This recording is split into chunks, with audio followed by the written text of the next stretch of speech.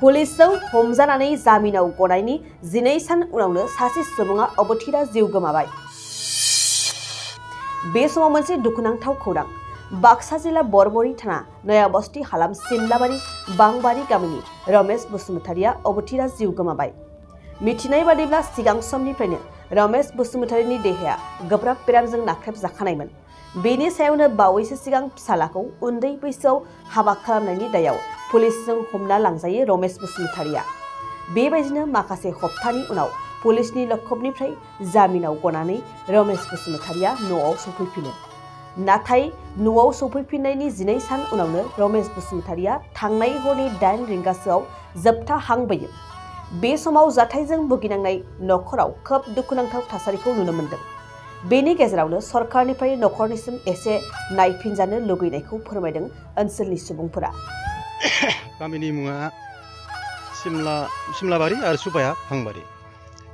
आसलते आंबो ओरै बिखेखै मिथिया, माने थांनाय फेब्रुवारि 3 तारिखआव बिथांखौ हरनि 3ता बाजियाव माने लांफैनाय जादों।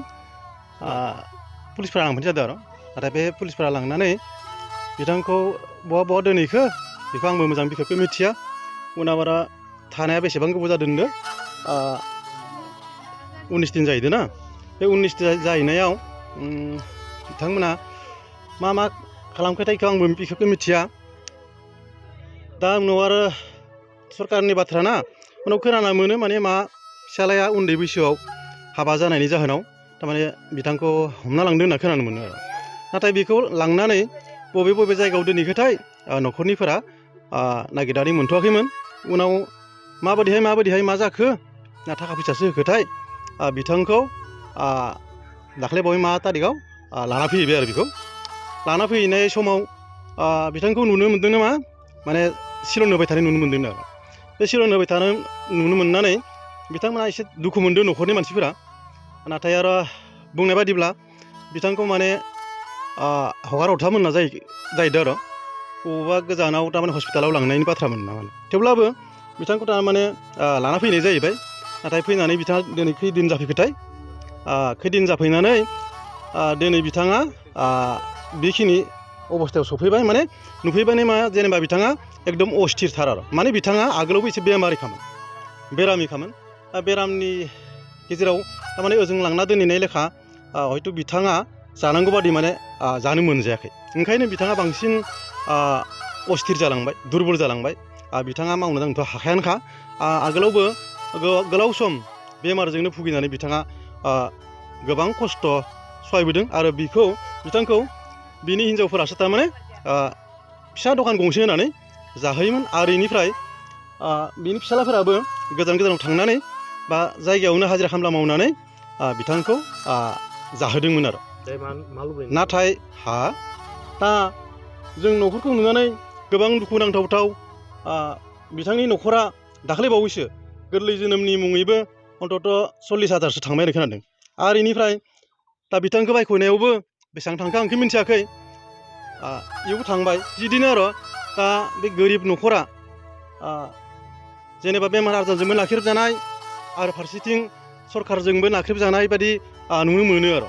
नाथाय बिथांखौ लांदोंबाबो हयथ' बिथांखौ मोजाङै मोजां थाबनो हेगार हरनानै बा सरकारनि बिजिरनाय बादिहाय मा नेम आसार खान्थि दङ, नेम कानुनखौ लाखिनानै बिथांखौ हगार हरबा मोजां जागौमोन।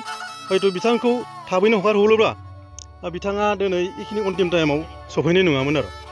दा जों सानो हयथ' सरकारा बिथांनि न'खरखौ एसे नायफिनहरबा मोजां जागोन आरो।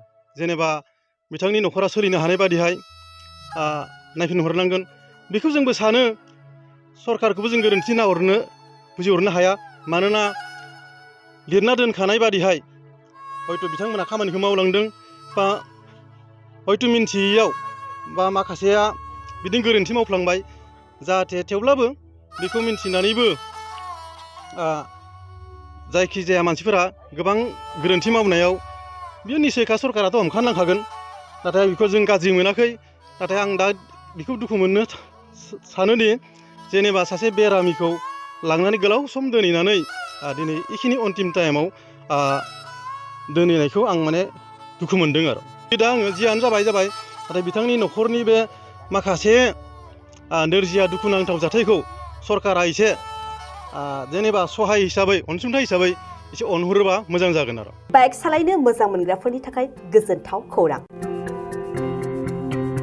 मार्च दाननि 22-23 आरो 24 अक्ट' सानथामनि थाखाय दावहारु अट' एजेन्सिया नोंथांनो लाबोगासिनो मेगालन काम एक्सचेन्ज मेला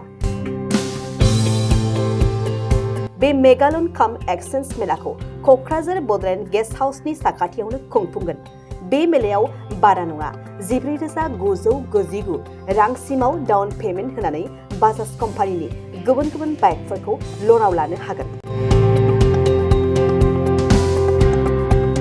एक्सचेन्ज खालामग्राफोरनि थाखाय एक्सचेन्ज ब'नासबो थागोन बाइक सालायनायाव हमनो थाखाय बायगिरिया बेसेन लायालासे हेलमेटबो मोनगोन